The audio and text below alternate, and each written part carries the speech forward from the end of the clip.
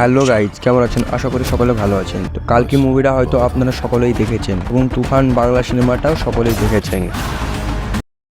আর আসলে এই কালকি মুভিটা তো হিস্ট্রি ক্রিয়েট করছে। কালকে হাফ হলিডে থাকা সত্ত্বেও ফিল্মসরা ফাঁকা মাঠে গোল দিয়ে দেয়।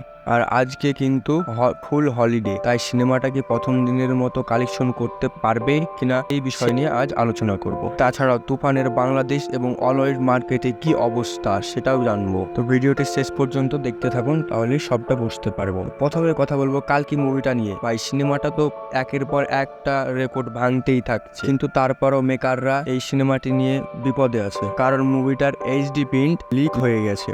এবং আপনারা হয়তো এই কালকি মুভিটি সবাই হল প্রিন্ট দেখেছেন এবং মেকাররা এই এইচডি প্রিন্টটি নিয়ে পাচ্ছেন ভয়।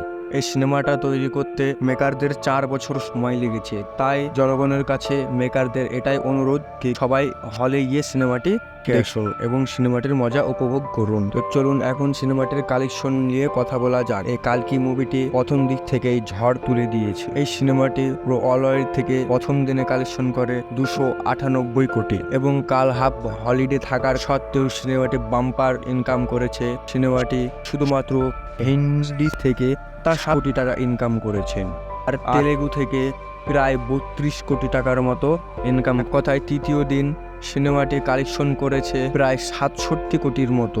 বেশি মজার বিষয় তো হলো অলওয়েড কালেকশনটি জানা, এবং টোটালে এই অলওয়েড থেকে কালেকশন করেছে 415 কোটি টাকার মতো।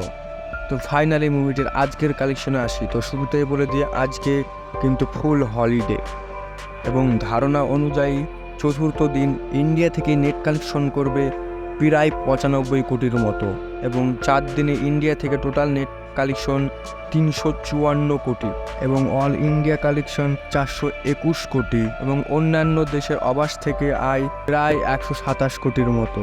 এবং সব মিলিয়ে অলওয়েজ থেকে এই সিনেমাটি কালেকশন করছে